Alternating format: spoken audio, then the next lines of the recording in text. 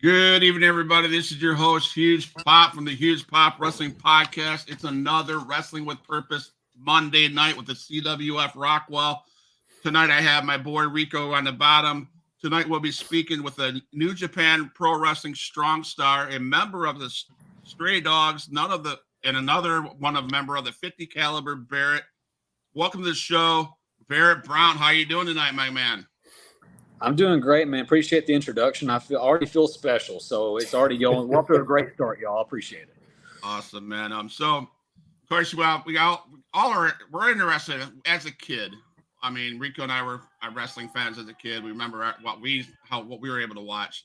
What was your childhood like getting into wrestling as a fan? Man, my earliest memories were, I'd watch Goldberg, Spear Guys I'd watch WCW back in the days. Like, I've got some very early fond memories because Goldberg was my guy. He was larger than life. He was my dude.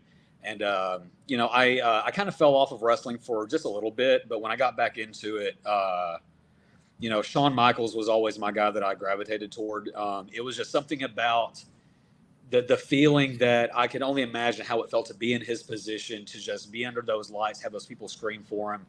And I just idolized him, and I was like, I want to know what that feels like. And one day I'm going to know what that feels like. So my parents were always fans of wrestling, from World Class and on up to WCW, up to WWE. And really, it was just kind of like, I think they thought it was a phase. They were like, oh, this will die. This will die off. But it only kind of, the fire just grew larger and larger as I got older. And I told them one day, I was like, I'm going to do this. I'm going to do it successfully. And I'm one of the very few wrestlers that I will say that they looked at me, they said, if you want to do this, and if you dedicate yourself to it, then we will support you 100%. And they have been the cornerstone of my support system. I've been very blessed and fortunate with my family and how supportive that they are. I can maybe count on two hands over the last 14 years the shows that they have missed in Texas, honestly. My mom says I live her dream vicariously through me. Okay. She loves this business. She loves pro wrestling, and she takes pictures at a lot of the shows. So they're huge fans. They get to watch her son do what they love to watch. So it's kind of a win-win for everybody, man. That's awesome, man. Thank you for that. Rico, you were saying like you really liked Goldberg. So did you happen to be like, I don't know? Oh, did we lose him? What happened to him? Oh, I don't know. Where'd he go? We scared him off. We were talking. So yeah, he's back. There he is. There we go. There we go. Okay. So we didn't know if you were scared or what. I mean, yeah. I got bumped to the bottom. It's all good though. All right. I heard Goldberg and everything went black. All right. All right. Because you said you were a big fan of Goldberg. So I was going to ask you, like a lot of us did you happen to be one of the ones that jumped back and forth from Monday Nitro to Monday Raw? Kind of go back and forth. No, I was gung-ho WCW. I honestly barely even knew that WWE existed. Really? I was such a Goldberg fan. Like, he just gravitated me toward that one show. That was it. That was all that existed for me. That's the only wrestling that I knew. I was like, if Goldberg's there, I'm watching it. And that was it. Oh, man. So you should be able to get this question correct. I'm putting you on the spot. Okay? Oh, now, yeah. See, I'm going to flub. WCW guy. You said it. Who is the greatest WCW champion ever? The greatest ever. Man. I mean, looking back on it now, Flair was the man. I would say Flair or Hogan, but I'm going to go with Flair. David Arquette. David Arquette. I mean, I'll let you have that. Yeah. I mean, you know. Go ahead, Rico. No one expected it. No, no one did. It's funny. It's funny you say about like how you didn't even know WWE existed, Right? Because I didn't know too much about WCW. I knew about Sting and Flair. Yeah. And that was about it. And I really didn't pay attention until Nash and Hall went that way. That's when I really started paying attention. Yeah, and I think it's pretty crazy too. Like just doing so much on the independent scene, there are so many fans, of the WWE that don't even know that the independents exists.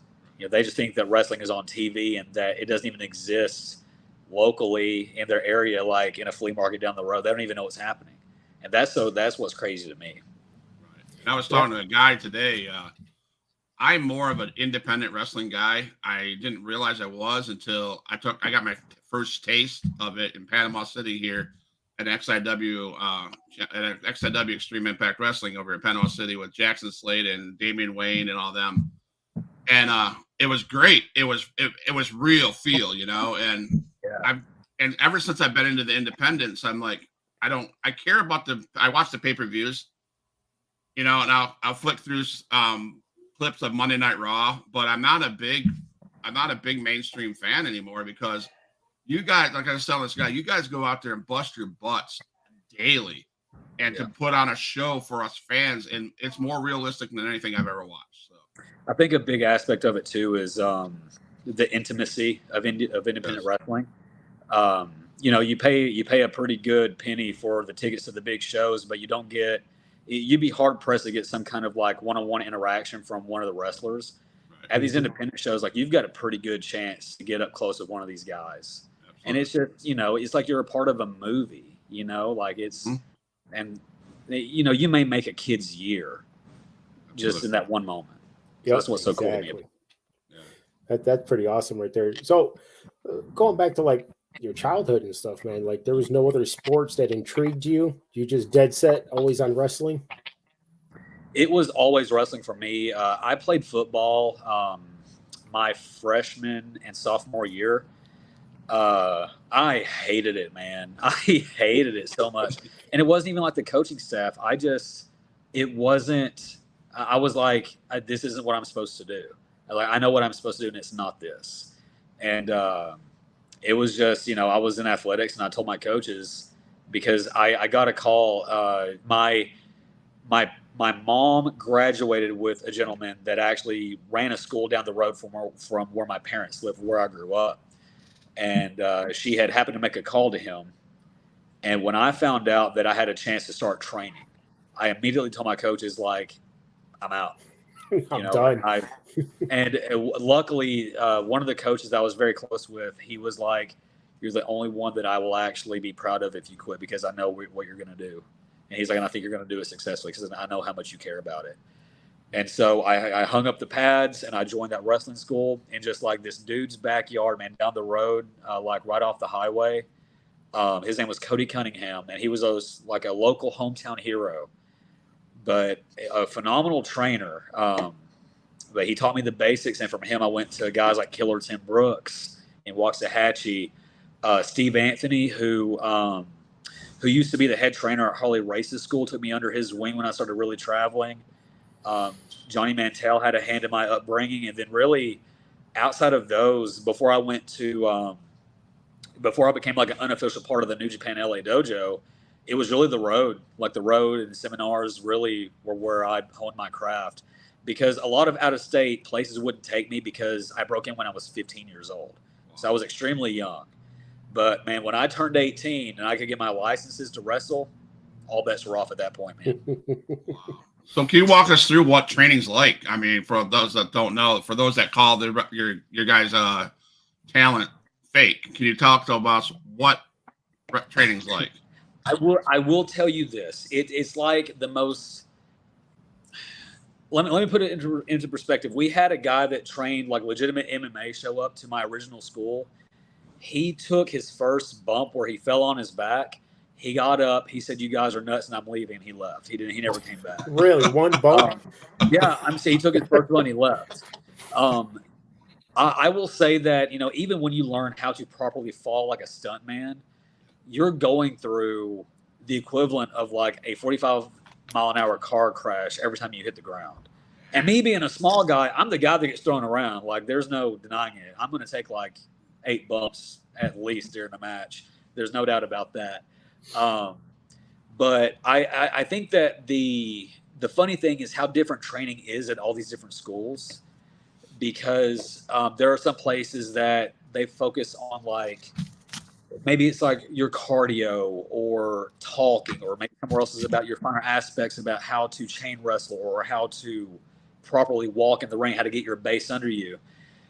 I will tell you this, if you go to the LA Dojo, when Shibata-san ran it, when Katsuyori Shibata ran the LA Dojo, that was the most physically demanding training I've ever been through in my life. But I have never had a better trainer, and I've never loved a facility more. It was the best I've ever gone through, and I would put that up against any sport facility and any sport in the world. I think that a piece of my soul died when Shibata left the dojo to go to wrestle again. I was so happy for him, but I was like, man, that's kind of like the end of an era for me. So yeah, I think like it's just so cool how many schools are different. You know, you got like TV style, you've got strong style, like lucha. It's just I love it so much because there's really so many ways to do it that are all considered correct. And if you can learn a little bit of everything, then you're made. Then you can make your own style. Yeah. You know, I wonder, is Dan Severn still got his school going? That's what I'm curious. Not that I know of, honestly. I wish I could have went out there, but not that I know of. I don't think so. That's where my brother went. My brother went to his school. Yeah. Really? Did he have any stories about that? He's got some stories about it. I wish he was on here. He usually does join us Monday nights. Gotcha. Yeah, I honestly feel like Dan's probably very similar to Shibata as a coach. I could definitely see that. So, where'd your character evolve from, and what kind of entrance music do you play for your character? How did that evolve?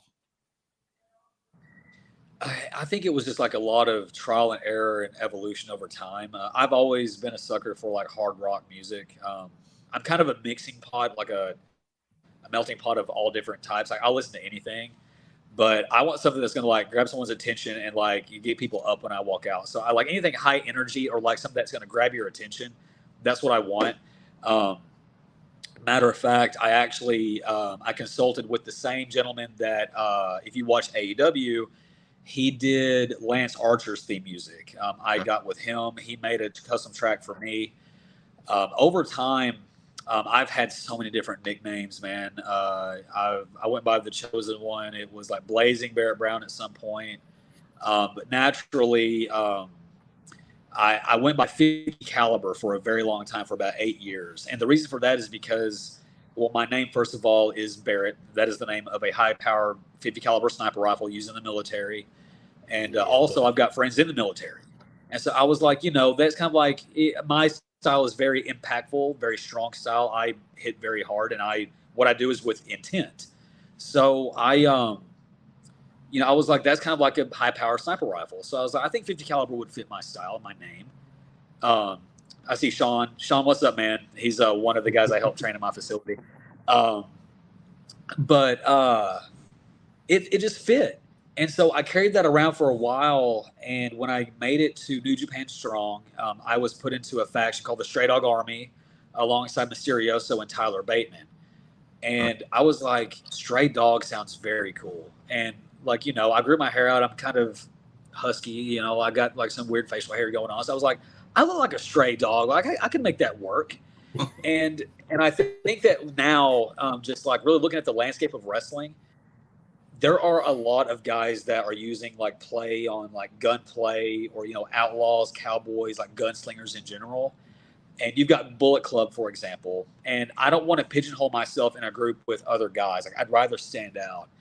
So I'm currently sticking with Stray Dog, but I'm moving away from 50 caliber. And now I'm letting kind of like my real life frustrations, which I'm sure we'll get into, with the business itself. Not that I don't love it, but there are frustrations.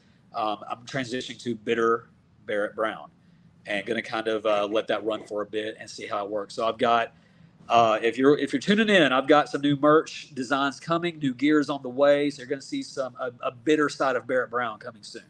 All right. Like it. Loving it, man. Yeah, and go ahead. Oh no, huge pop. I was gonna say we're here, man, because the fact that you asked about the theme song, and that's what I was gonna talk about. Now, is that the one you sent me?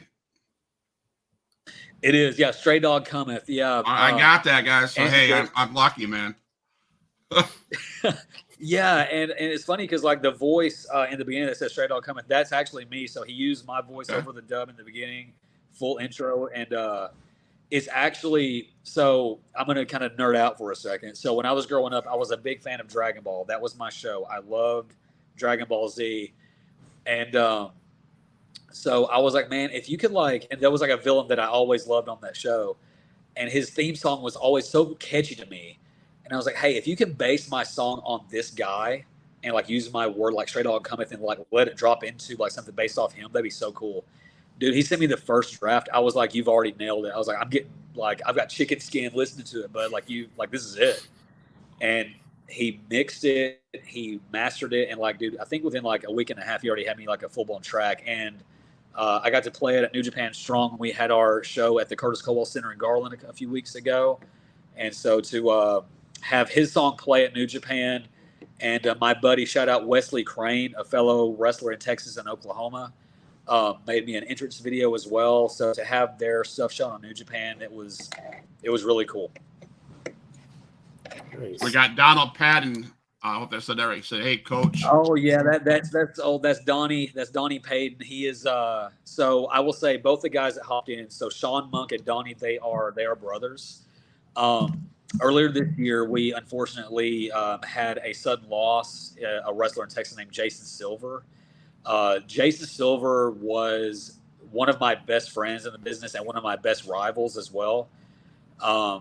He unfortunately passed away. I'm not going to go into detail about what happened, but so Sean, Donnie, and then a third gentleman, Caleb. Those three are his nephews, and they're currently training under me to be professional wrestlers right now. That's awesome. So I hope that I can help them carry on Jason Silver's legacy and help them also form their own path as well. So Kim, Sean, Donald, thank you for coming in the chat. Thank you for everybody that's in the chat right now. Voice out your questions, man. He's ready to go. So yeah. So carry on when we were talking about the theme songs. Yeah. Besides yours, who's your favorite theme song? So, anybody man, you've wrestled with, or you know what? I don't know if y'all are familiar with Brian Keith in Texas, but that dude's got, I don't even know what it's called, but his theme song really, like, the crowd lights up. Stacey Brown is my mom. Hello, Mom. I've already said good things about you, so you're already over in the podcast. But Brian Keith on the Indies is probably my favorite. And also, like, on the main stage, you can't go wrong with Cult of Personality. Not just because he just came back, but dude, Cult of Personality is just it's just a classic. I'm kind of jealous that I never thought about using it before he did. So I'm kind of upset about that. That is a very catchy, very good song. It's something that just gets you going. It does, man. Absolutely. It does. You got pops for that on Saturday night for sure. So what a catchy song. Yeah. So huge pop, if you don't mind, I just want to touch base with Barrett on that. What was your reaction to that? Dude, I got to be a fan for like the first time in forever Saturday. Like, I didn't have any bookings this weekend, so I had a couple of friends over, and we got to be fans. And I got to react like a fan for once in my life. I was like, this is a moment that we never thought would happen. Let's freak out about it. Why not? And I was like, I told someone else, I was like, this is why we do this. These moments are why this is so special. We go to the difference, like in what we do in, let's say, MMA. You go to MMA to watch a fight, see blood, watch someone get knocked out. But in pro wrestling, you get to feel something. You get emotions. Yeah. Mm-hmm. And like 20 plus million views on Twitter within like 12 hours. Like, are you kidding me? Like, people felt something they felt something on Saturday. So that's what it's all about. That's why I love it so much. So on that topic, then we'll get going with you. Do you think that was bad timing for him to come for them to have him come back? Do you think that overshadowed Randy Orton coming back, or do you think that Randy Orton got his pop during the match well enough that it was okay that CM Punk came back when he did? I think that it was done perfectly, honestly. I think that Randy is timeless. I will say that Randy is one of the greatest to ever do it. He's one of the best in the world, 100%. Yeah. And I've always said that, I know that Triple H said it on his press thing too, but I've always said that if you were to build a pro wrestler from the ground up, it would look just like Randy Orton. He's just the specimen of a pro wrestler. I think he got his spot. He got his pop. He got his shine. I think that it almost added because no one expected them to do it in the same night. And I think that it also just depends on, what they capitalize on tonight as well, because it's not just a one night thing. I think that they're going to carry on, into tonight. So, exactly. I hope that they would start tonight with Randy, and I think that they did, which is what they should have done. So I think that they've played it perfectly. Awesome. And I will say, no matter what I say, they're making more money than me, so they're doing something right. So. Yeah, that's right. There you go. Oh, so we're talking about matches and stuff. You can include your own, but what is your favorite match of all time? It could possibly be one you've had or one that you've watched. So selfishly, if I'm going to pick one of mine, I was fortunate enough to wrestle Minoru Suzuki one-on-one. That was the best match I've ever had. I learned so much. It was one of those where I literally felt like I was in a dream the entire time it was happening, because I've always idolized that man. He is the embodiment of what I want to be when I'm an old man, like the style that I want to wrestle. And just to have that kind of a match with him, and for him to tell me after, he was like, I very much enjoy that match. You are very good. Thank you so much. That meant I was like, I could retire tomorrow and be happy after that. That's the world to me. Felt accomplished. Now, as far as something that a match that stuck with me, and if anyone is new that's watching this, Donnie, Caleb, Sean, right now, this is your homework. Go rewatch WrestleMania 25, Shawn Michaels versus Undertaker. It was the perfect match. I will. So 26, their match was the better story. 25 was the better match, and I will die on that hill. I will die on that hill. Thank you. No way. Yeah, no wasted motion. They did everything right. It could not have been better.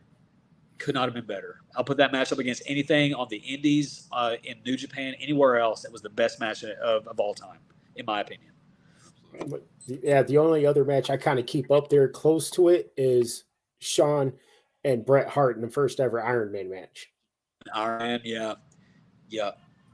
But that Undertaker and Shawn Michaels, man, that match was crazy. Yeah, it was. Yeah. It was wild, and I mean, and it's just because they didn't waste any motion at all, and it's an example of.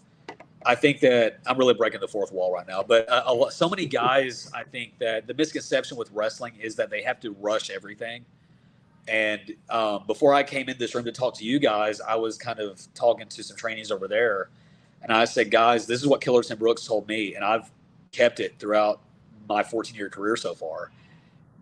If you think you're going too slow, slow down even more. Seriously, own every moment, because these people can only remember 6 things at a time. So if you do 85 things, they've forgotten most of what you've already done. Make sure that they remember what you do.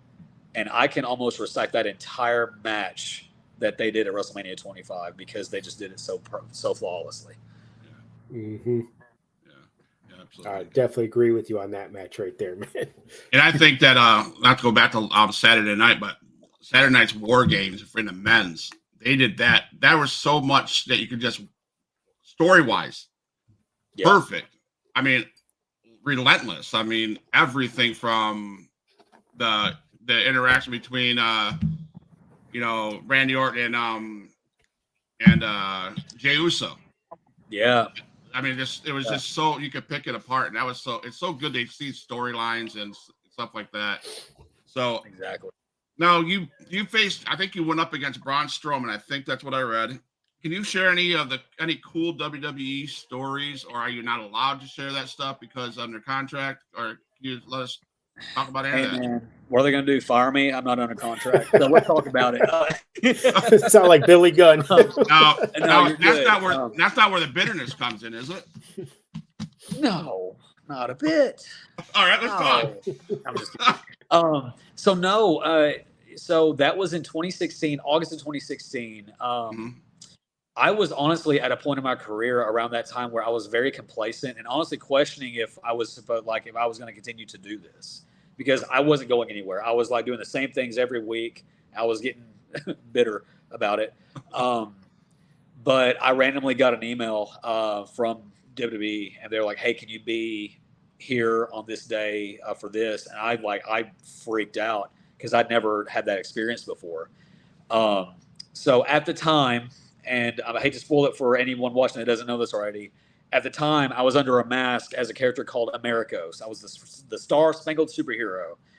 And so I got to the building. I went to catering with everyone. We signed our tax forms, did all the stuff. And then John Cohn, who was directing Extra Talent at the time, he found our table. He was like, "Hey, which one of you guys wears a mask?" Dude, I was like, this guy does. And he was like, "Hey man, go put on all your stuff and go meet us at ringside. We think that we've got you with Strowman tonight." So, at the time he was squashing local talent. And so, I got dressed in record time. I went down to the ring. I met with him, and our agent was Dean Malenko. I thought that was the coolest thing ever. Wow. So yeah. And then I vividly remember he just got done with acting class. He was like, "Hey man, I'm Adam. Nice to meet you. I got done acting. I'm sorry I was late. Haha." And so, we got in the ring, and Malenko was like, "Yeah, I've had him doing this reverse choke slam, but I want to see if he can pop you up in the air and then catch you on the way down." He's like, "Is that okay?" And I was like, "Dude, I'm here for you. You tell me what to do, because I know how to play the game." I'm like, "I'm not here for myself. I'm here for you, And so they pulled the crash pad in the ring. And he's like, "I just want to see, how you put your hands because he didn't know me." And so I wanted to show him that I knew how to base myself. Well, this dude, I didn't even jump. He threw me in the air, and I landed on the crash pad. And Malenko was like, "That looked pretty good." He goes, "How high can you get him?" And he goes, "How high do you want him?" And I was like, "Brother." But no, he was so cool, man. We got done wrestling, and it was so emotional for me because, I never thought an introverted kid from little town 7 Points, Texas would ever be seen on that stage. And so when I got to the back, I took my mask off, and I broke down. I bawled my eyes out, happy tears. And so Braun got to the back, and he bear hugged me. He was like, "Bro, that was awesome. Thank you so much." And then and I think the coolest moment was, I was right by gorilla position, and I kid you not, busting through there and walked up to me was Triple H, and he looked at me. He was like, "You good, kid?" And I was like, "Yes, sir." He was like, "Hell of a job. That was awesome." Shook my hand. I was like, "Hit me up anytime. I'll gladly, So it was such a really good first experience there, and it really reignited my fire and my passion. I was like, "All right, I'm not done. I'm not done with this, not by a long shot." That's what I live for. And then in 2018, when I tagged with a buddy of mine, at the time he went by Gregory James, we wrestled AOP. My parents, I told them, I was like, "I have a feeling I may do something on this one. So just if you can get a ticket," because they usually buy the tickets anyway if I'm on something, and they did. And I'm glad that I did not think of this before that match. But when we got done with that match, that was in Dallas at the American Airlines Center. And when we got done, I went to the back and I called my mom, and she was crying. She was so happy. And I said, "Hey," I said, "not to make it more emotional, but you just watched me perform in the same building that you took me to for my first live wrestling event." That's when I was 10 years old. Yeah, it was in that same building. So that was a really cool, full moment for me. you talk about your mom, and I lost my mom on October 22nd. Sorry, man. Condolences. And one thing that I think of every day is she is my favorite fan in heaven. I'm sure she's watching now. She was my favorite fan when she was on Earth, and man, she wanted me to keep on going, and it would have been so easy to say, no, but the love that she had for the podcast, and she'd always call me up, hey man, and I've always, so there's no way I can stop, if nothing more, I do it for my mom, so I love the mom stories. Why, I guess I'm trying to say, and your mom's chiming in here. Your mom's going, I didn't cry. She didn't cry at all. Yeah. So, but he was blubbering on that phone call what she was doing. Mama Brown's the best, don't talk about Mama B, Listen, she is legit like a 4'9.5" ball of fury. All right, like that's Mama B.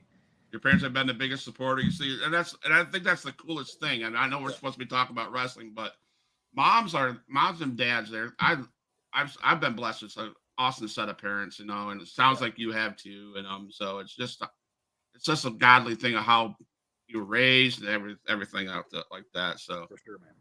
Absolutely. So I had some notes from, of course, JT sent me some notes. He said, let me see. Can you talk about your unbridled passion for professional wrestling? And you made the statement, you say, creating moments for the fans. Can you talk about that? Yeah, my whole thing is you never know what someone in that crowd is going through personally. And I consider it my job every time that I step in the ring. I don't care how many people are in that crowd. It's my job to take them away from that for the duration of my match. And if I can be that artist and, use that ring as my canvas and be the paintbrush, if I can tell them that story and bring them into this world and just make them forget about the troubles of like how ridiculously stressful real life can be, and make them feel something else other than like, if they've had a horrible day or if they're like going through some kind of like a depressive spell, like if I can make them feel something positive and, something different, then, that's why I love this. Because when this is done right, you should have them feeling every single emotion imaginable. Mm-hmm. And I mean, you see all these moments from these mainstream companies where you see like grown men crying. And that's when this is the best, because you're seeing these stories unfold and like these people that you believe in, that you're behind, and you're just storytellers, man. And that's my main goal, is to tell these stories and make these people feel something. Thank you. Rico? Yeah. I don't care who you are, man. When you watched Undertaker retire at Survivor Series, you just yeah. Just try to hold it back, but. Absolutely. And like, and you said earlier that, a lot of people say that wrestling is fake. And the thing is like, I could go into detail about, the physicality, and I could say, well, we don't have an off season. But the main thing that I say is that the emotions that we feel are real. Like, you can't deny the emotions that we feel. That's what makes it real. So with every wrestling organization you've been a part of, which would you say is your favorite? Do you prefer the indies or, kind of the more major like AEW and WWE? So I would say that I haven't had like really enough of a full-blown taste of the inner workings of the main companies like WWE and AEW to really say that I could prefer them over the indies. I would say New Japan Pro Wrestling has always been kind of my home away from home for a long time. Just because like that is definitely my style. I'm very hard hitting, very emotional, and I wear my heart on my sleeve in the ring all the time. So that's how I fit in there. And really like and anyone that knows me and my career knows that my ultimate dream is to wrestle in Japan, and fingers crossed that may be happening at some point. Hopefully it was supposed to this year, but it didn't. But I'm not gonna be bitter on screen about it. But I would, man, the independents, like you said, like they're so intimate, like there's just something so special about the independents and being able to like just be personable with these fans. So I have like slight bias to the indies just because I haven't got a full taste of how I could tell a story on a major program like AW or WWE. But I'll just say the indies because that's where my heart lives right now. Gotcha. So if you had a bucket list, what current wrestler or wrestlers would you like to have a match with, and that you haven't yet had one with? What would that be? So I would love to wrestle Will Ospreay because I think that we could tell a phenomenal story. The reason I say him is not just because of what he can do in the ring, but I've noticed he is one of the guys that figured it out the quickest. He came from the backyard and figured it out so fast. And I noticed how he tells a story, and I just gravitate toward that man. And I think we could tell a very, very good story in the ring together. And just because I've always been such a big fan of him, and I think that he's still one of the greatest to ever do it. AJ Styles, I will sing his praises to the mountaintops, man. I would say those two are toward the top, and then if I'm going technical, I would say Bryan Danielson. Absolutely, I would love to grapple with Bryan Danielson. Stacey Brown. Jay White is up there. Yeah, Jay White. I was gonna say, man. There's so many, man. I mean, we are and I've said this before. We are in a new golden age of wrestling. There was a time where it was only WWE, and now we have so many options to choose from. Wrestling, it's everywhere right now, and it's so cool. That's why it's so hard to name one person. I really can't because there's so much great talent right now. I love what Jay White's doing in AEW. I can't. I mean, I love what MJF is. Yeah. But that storyline with how nuts Jay White is. Yeah. That's bad, dude. That's an awesome story. That's one of the reasons why I watch AEW when I tune into that. Yeah, so. Definitely. So I was asked, I also talked to Matt Creed. He said, ask Barrett about his upcoming AIWF World Cruiserweight title shot coming December 8th. Yo, I didn't know I could talk about it yet. I'll talk about it. I know. I'm excited now. Yeah. So, hey, let's talk about it. December 8th, I'll be up in Ripley, Tennessee, fighting for the AIWF World Cruiserweight Championship. I've been fortunate enough to hold a few world championships over the years, one being the NWA World Junior Heavyweight. So I'm looking forward to the opportunity and, to take my bitterness in there and to walk out the brand new AIWF World Cruiserweight Champion. Who are you going to fight? So I know that Gino Rivera had it, but I know that he dropped it since then. I don't know the guy that beat him, but he's not going to beat me. There you go. Shots fired. And where'd you say this was going to be at? Up in Ripley, Tennessee, I believe is where it's going to be. Ripley. I'm going to see how far away from you that is. So I know I have that, and then the following weekend I'll be in Arkansas wrestling Jacob Batu. So that goes in line with how I get thrown around a lot. That's gonna be one of those moments, I'm sure. So, do you have any shots to be fired at Jacob Batu? Oh, absolutely, but I'm not going to spoil him on here in case he's watching it. I got to keep it a surprise. Oh. Come on. He wants to hear them shots fired. Yeah, buddy. Rico. Oh, man. So who would you say, I mean, obviously you've talked very highly about your mom, but who would you say is your biggest influencer in your life?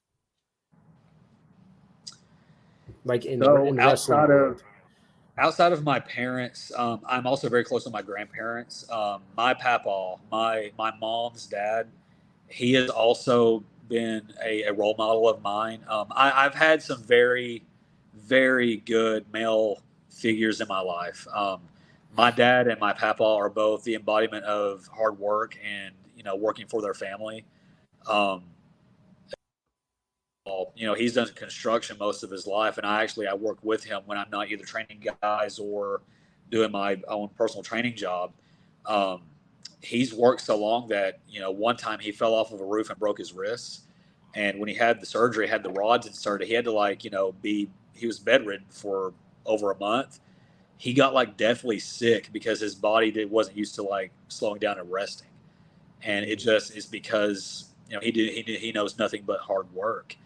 And if I can invest my life and my time and be half the hard workers that they are and half the family men that they are one day, then I know I'll have done something right. Awesome, man. Awesome. So looking through your career, I mean, it's been pretty impressive. You've wrestled against the Motor City Machine Guns. Yes, sir. You went up against the Butcher. You also defeated Wheeler Yuta. Yeah. I should be pure champion right now, dude. Dang it. I know, bitterness. I'm telling you. And then you went on and defeated Homicide and Ricky Starks. So out of those matches that I just said, which one would have been your favorite, and which one are you most proud of? Oh, it's gonna sound weird, but I am so proud of the Homicide Ricky Starks match. Because we just went nuts, and I've always been a Homicide fan. You know, like that dude built New York. He built the scene in New York, and Ricky Starks has always been a really close friend of mine. We feuded in Austin for a long time before he really got the wheels under him and took off. Just those two together are magic, and it was really cool to get to work with both of them because they are the same, but they're also polar opposites. So to experience both of them at the same time, it was it was a melting pot of styles. Yeah, I mean, I don't know if it's hard to say, man. Butcher was also really cool. Yuta was very cool. He was I've got a close friend that he doesn't wrestle anymore, but he wrestled as Jackson Stone. He's now his name is Aaron Makabitz. He runs the You Are Loved organization to help mental health. Because his sister unfortunately passed away due to suicide. So he started a mental health organization, and actually Yuta was his roommate. And so we kind of connected through Aaron, and we became good friends and got to wrestle at New Japan. So there's they all mean a lot to me for different reasons. So it's hard to really pinpoint one, Yeah. Well, that was a pretty impressive track record. I'm telling you that. I mean, and that just even touched the surface. I mean, there was lots more I could have picked from. Yeah. So. And I want to also say, I know y'all saw me on Dynamite lose to Lance Archer, but let's not forget that I beat Lance Archer in Dallas. I have a win over Lance. I pinned him. All right, let's not forget about that. Lance. So be the tiebreaker. I wasn't going to bring that up, but that was on my list too. But again, Huge Pop Wrestling Podcast loves to stir the pot. So, are you going to call him out for one more time? Lance Archer.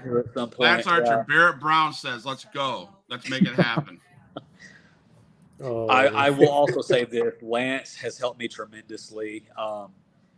Not to really put out any business or whatever, but so Lance also has been actively trying to help me get in contact with Japanese promotions like Noah. He's been really actively helping me get opportunities as well. So I'm very fortunate to have Lance in my corner. He's always been a believer in me. We've always had a good friendship. I could literally text him right now, and he'd respond within 5 minutes. The dude is he's very selfless. Said about my match with Teddy Hart. Look, I know that Teddy, we're not going to go into detail about Teddy Hart because we've seen the documentaries on Teddy and how, how negative his track record is. I will tell you, though, wrestling Teddy Hart was I was in a video game. You know how if you set the meters to the finisher bar just flashes infinitely. Mm-hmm. I was pressing triangle the whole time. That's all the match was. Just finisher fest. It was the crazy thing in my life. Yeah, that was nuts. So that's as far as I'll go about Teddy Hart. Nice, awesome. I'm not going to get in detail on that one. Yeah. Wow, they keep on coming from Melissa Martin. Barrett, you have made such an impact on so many people's lives. Super proud of you. Thank you so much. Thank you. Melissa is so her husband's name is Robert Martin, and he used to run a show in the Wills Point area close to where I live. And really, he's the first guy that ever put me on as a heel. So Bitter Barrett, the roots were planted at Robert Martin. He went by Bobby Midnight. So Bobby Midnight planted the roots of Bitter Barrett Brown way back in 2010, man. So I appreciate you guys. Thank y'all for watching. Thank you guys for watching. Seriously, thank you for watching, guys. Anybody that's on YouTube, Facebook, Twitch, wherever you're watching, hit the follow button, hit the subscribe button. Help keep this going. we're blessed to have people like Barrett Brown on the show. Keep the weekly show going. So, you got any more? What's your next question, Rico? So, I was going to ask, because we obviously love interviewing everybody and we love the promotion CWF. How did you get involved with them? So they actually, they remember it better than I do, honestly, because I didn't even know that they were there. There was a company that ran in the same town where I grew up at 7 Points.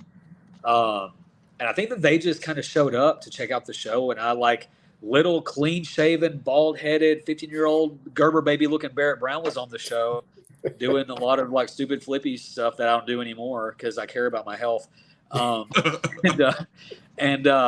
they just, they met with me after the show. We talked, we talked about Jesus and religion, and, they met my folks and how I was brought up as a Christian. And, it really started from like the seeds was planted there. They were like, we have this place out here. We'd love to have you sometime. And we just fell in love with the ministry. It has, it's not very often, especially in this business, that you find a place like this that has like the same morals that someone like me has. I will say this is one of the only companies where I can comfortably just pull my wallet out and set it on a table and not have to worry about anyone touching it. That's how much I trust this place. And like you said in the beginning, it's a brotherhood, it's a family. That's how it feels here. And, if it's not like New Japan, but if I'm on the indies, this is home for me. Like, I love this place. And, they trust me enough to be a part of like the booking process. I've been a part of this for the better part of, about 11 years now. And I would not change a thing, man. I would do it all over again if I could. Wow. Gotcha. So keeping with CWF, I was supposed to ask you your perspective from sitting on the back row of a 15-passenger van with Ryan Hart and Phil Bishop in Detroit on your way back to the hotel from the church venue after wrestled with Nikita Koloff sitting in the front passenger seat. I think his face just said it all. They told me that I wouldn't be able to get through it. You realize what I'm talking about. So let's hear it. Man, like when you have Phil Bishop reciting Forrest Gump the entire time, but I mean, like he sounds just like Tom Hanks. Yeah. And like, I can't, like, it was one of those, you had to be there moments because I was laughing so hard. I was crying. Like I could not contain myself. And then anytime like that he would turn hard, he'd go, we're going to flip. And it's like, Phil, have you guys talked to Phil Bishop on here before? Yeah. Mm-hmm. Yeah. There's no one like Phil. And if you get Phil at like 100% energy, Phil, there's nothing like it. And he was in fine form in that van, and I could not get away from him. It was the funniest experience of my life. I was like in fetal position crying so hard. Phenomenal trip. I don't know, man. I can't. It goes in line with like, what we talked about. Like I love this place. This is part of the brotherhood, So I can't remember the last time I've laughed that hard, but he made it happen. Hey Rico, I think Phil was the guy that didn't like the Bible Club. Yes, if I remember right. So, when you played the song, he's like, "I'm leaving." Yes, I'm leaving. So, hey, I'm a follower of the Bible Club. I like the Bible Club, so that'd be a question. Do you like the Bible Club? You a fan of them? I do. I like all the guys involved. Their newest member, Luke 9, is actually been out to train with me at my facility. I got to kind of see him really like when he first really was getting his feet wet. And to see him like figuring himself out like as a part of a faction and, winning his first championship here recently. So it's really cool to see. So I like success stories like that. So I'm a fan. Yep, absolutely. Rico. Well, you explaining that you train a lot of younger people. Do you kind of keep it real with them, let them know about the bitterness of the business? It's not all sunshine and rainbows. You're going to have some really hard times. 100%. Yeah. I mean, I let them know that there's a lot more to this industry than just what you see on the surface level. I was not prepared at all when I stepped into all the politics and the backstage antics that really go and play with this industry. But I also told them, there's, and this is from William Regal as well. Like he has said, like, if you just want to be a weekend warrior and be like a local guy, like that wrestles the same place in your hometown, that's fine. But if you care about this and you want to make a living and you want to travel, if you do things the right way, you're going to make enemies. That's just all there is to it. Because there's going to be jealousy. There's going to be people that are going to try to get on your good side just to try to take a shortcut in front of you. And I'm not bashing the business at all, because not everyone is like that. Not everyone is. But at times there can be people that come in and they care about themselves more than the business itself, if that makes sense. Yes. And it's unfortunate. And sometimes those guys are phenomenal professional wrestlers. And, and it's like, you know what? I kind of understand why why you're getting a shot. But at the same time, as the person, but that's here nor there. There are a lot of really good guys that are winning right now, though. I think that the positive outweighs the negative in a huge way. I just think that I have a trainee right now he's only 14 years old. His name is Langley. He's figuring it out so fast. And he's already seeing some of the jealousy from some other trainees at another school. And it's to the point to where his parents have tried to confide in me, oh, what are we doing wrong? I said, you're not. I said, you're hearing a lot of noise because you're doing the right things. I said, if you heard silence, that's when you're doing something wrong. But hearing noise, you're doing the right thing. Yep. So now you wrestle. Go ahead. Oh, I was just going to tell you what he was saying.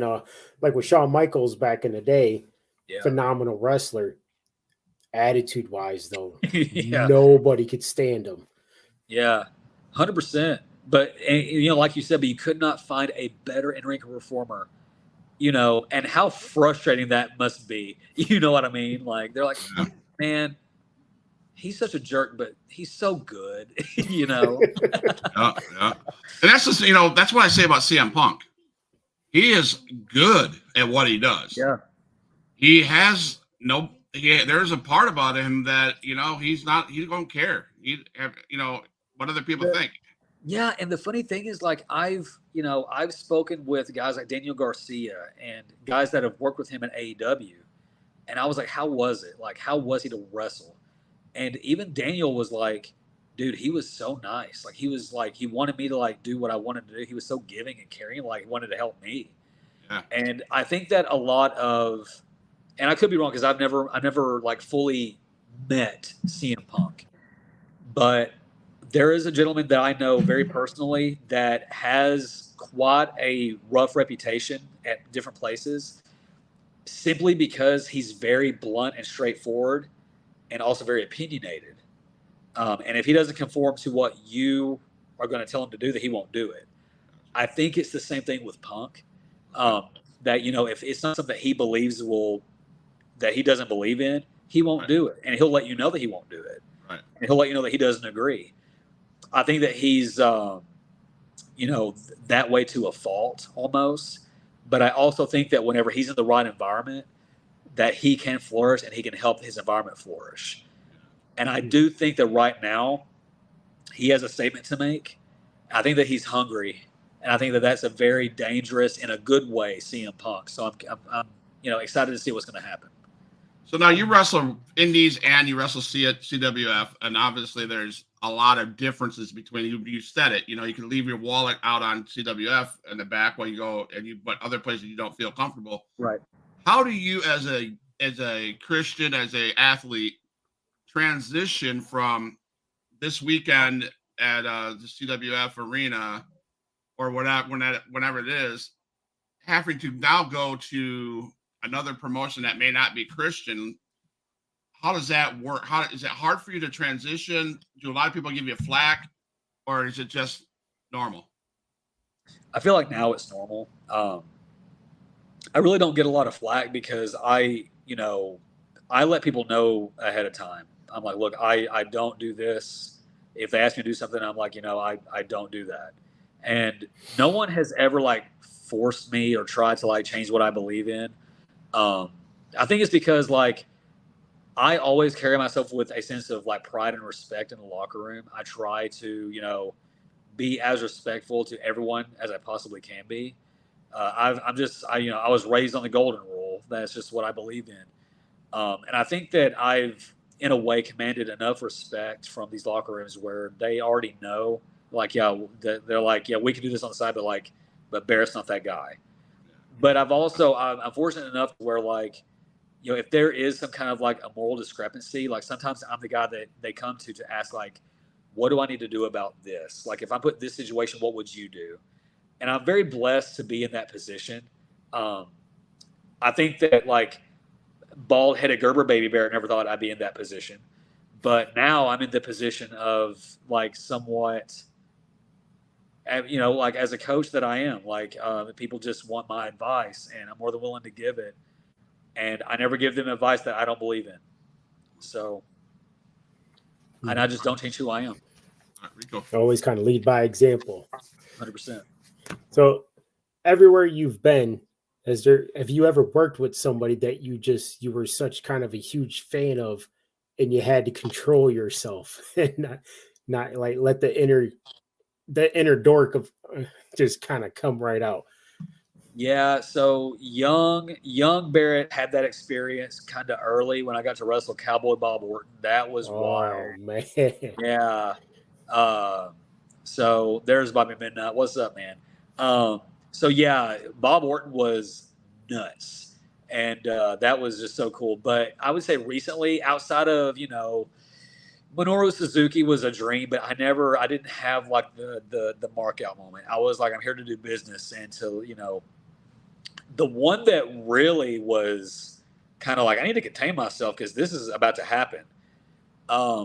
When New Japan Strong welcomed American fans back after the pandemic, we did our first live studio taping, and it was myself and the Stray Dog Army, myself, Mysterioso, and Tyler Bateman, against Clark Connors, Carl Fredericks, and Hiroshi Tanahashi. And dude, being in the ring and like hearing like Go Ace play on that Tron, like see his video playing, like watch Tanahashi play like air guitar on the stage. Like Bateman like walked up to me. He was like, "This is really surreal right now." I was like, "Dude, I know. I'm trying to freak out. This is so cool." But like what's cool about that too is like my parents don't always go to a lot of like the out of state New Japan stuff. But they did for that one because it was the first live show back for fans. They wanted to see me in person in New Japan. And so also Tanahashi is my dad's favorite wrestler ever. And so he got to watch me wrestle his favorite wrestler. I was like, that's so cool. Nice. That is cool. That is. Yeah. I know I want to respect your time, and I know that they have Bible study in 3 minutes. Do you have a few more minutes other than the 3, or do we need to wrap it up? We go like an extra 5. It's all good. All right, cool. I'm going to get these in real quick. Like I said, I take care of foster kids, and they have their questions, and I always ask the kid questions. Let's do it. I love it. Come on. Their shoot questions. Favorite movie? Favorite movie? Shutter Island. TV show. Good. Ooh, TV show. Oh, that's hard because I don't watch a lot of TV. I'm going to go with my mom's favorite, Friends. Just generic Friends. She loves that show. Music, group, and song.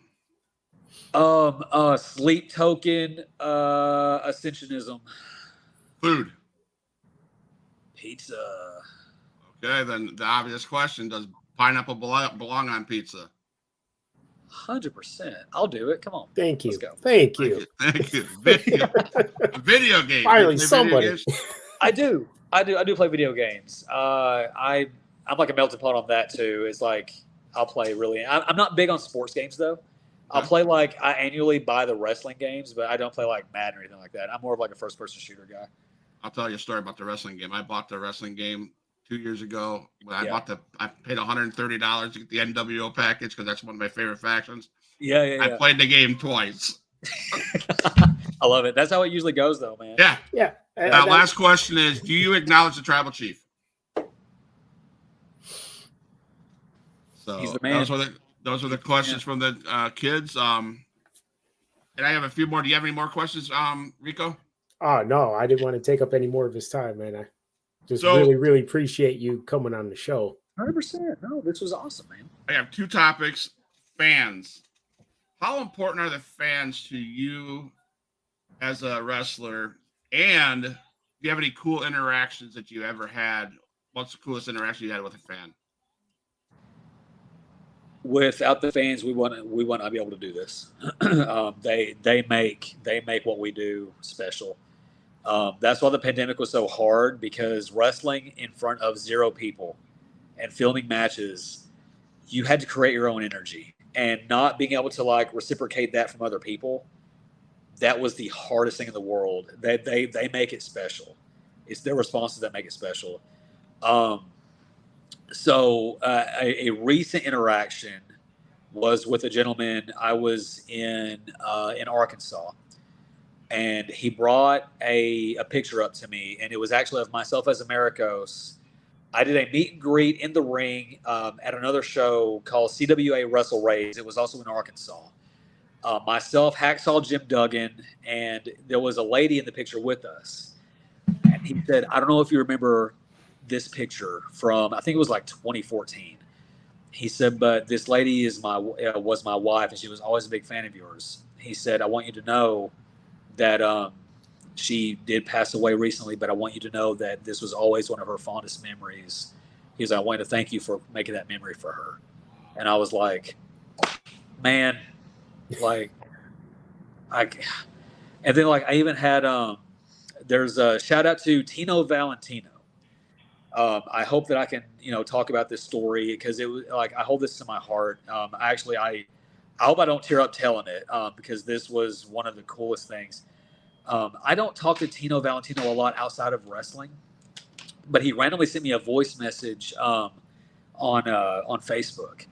And I listened to it, and he said, hey, Barrett, I just wanted to reach out to you, man, and I want to say thank you. He said, I want to let you know that yesterday my dad passed away. He said, but I want you to know that we spent, our last day together watching some wrestling, and he wanted to watch one of my matches, and I picked yours and mine. And he said that was probably his favorite match I've ever had. And I want to thank you for letting me have one more memory with my dad. And dude, I had to turn my phone off and just like, I sobbed. Yeah. I was like, dude, that's pro wrestling. Yeah. That's all we do. You can't beat that, man. No. That's awesome. That's awesome, man. That's very awesome. Yeah. So the part I love most about the CWF, the Wrestling with Purpose, is my last question. Can you share your testimony with you? Is there something that happened that you said, "Oh, I've got it. I'm done. I've got to give my life to Christ"? And can you share that with us, or do you have time? So I wouldn't say that it was really like, because I mean, I gave my life to Christ a long time ago, but I had a moment, not really within the confines of CWF, but there was definitely a moment where, this is my testimony anywhere that I go. During the pandemic, obviously wrestling was kind of shut down. And so I opened a facility to guys that, would test negative and would want to come in and get help from me. I was in the middle of a session when I got the phone call that Killer Tim Brooks passed away. And my goal was to, at some point, either get to take the NWA world title, the world junior title, to him and show him that I did it. I never got to do that. Or B, get to go tell him that I got to go to Japan Killer. I did it, because he knew that was my dream. And he passed away before I got to do either one of those things. And it hit me so hard that I told the guy, I was like, you don't owe a thing for today, but I've got to wrap it up. I can't give you my energy right now. I need today. And so he left, and I sat on my couch, and I turned everything to Christ. And I looked in the sky, and I remember very vividly, I said, I need you to give me a sign on either if I need to continue to wrestle, or if I carry Killer's legacy as a trainer and focus on this, opening it up to people. I said, but I need a sign from you, because I'm struggling, and I'm going to give this all to you. If I continue to wrestle, I need an obvious sign, and I need it soon, please. Absolutely. Within 2 hours, Rocky Romero called me to book me for New Japan Pro Wrestling. Wow. That is awesome. Within 2 hours, got that phone call. Yeah. I was like, that's you can't tell me that wasn't Christ. That wasn't like Killer and Christ up there high-fiving, I was like, man. Right. And I had that kind of same moment with my mom when she went about a day before she passed. Yeah. 2 days before she passed, actually, I woke up in sweat. I was like, and it was me talking to the congregation about how loving my mom was and how much she did this and this. That kind of freaked me out because I didn't, at that point, she was still alive. Yeah. Then I got the phone call, and that on the Sunday that she passed away, and I was like, man, I've been praying for it took about 3 weeks before we got up to do the funeral.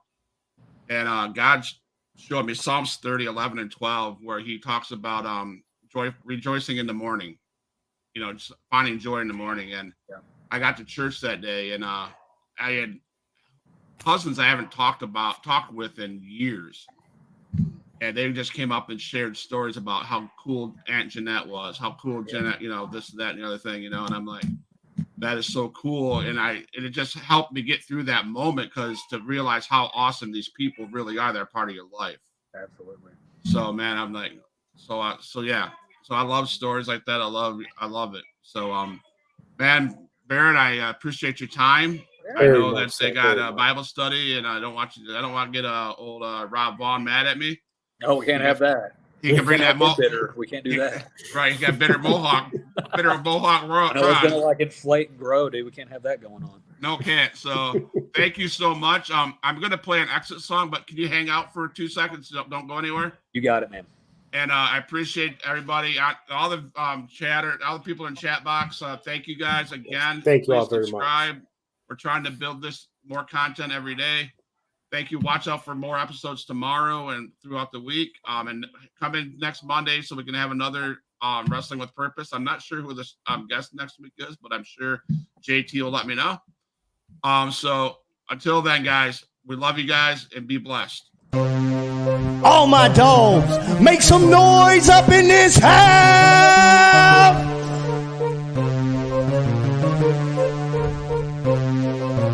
Who is in the house? Who is in the house? It's the gangster of destruction, so you know what's going down. And when the drive-by's coming, then you better hit the grind. Cause when your body hits the canvas, then your head is knocked out. Who is in the house? Who is in the house? It's the gangster of destruction, so you know what's going down. And when the drive-by's coming, then you better hit the grind. Cause when your body hits the canvas, then your head is knocked out. Fight with Adrian Whisper is like a fight with the devil, because when he's dealing with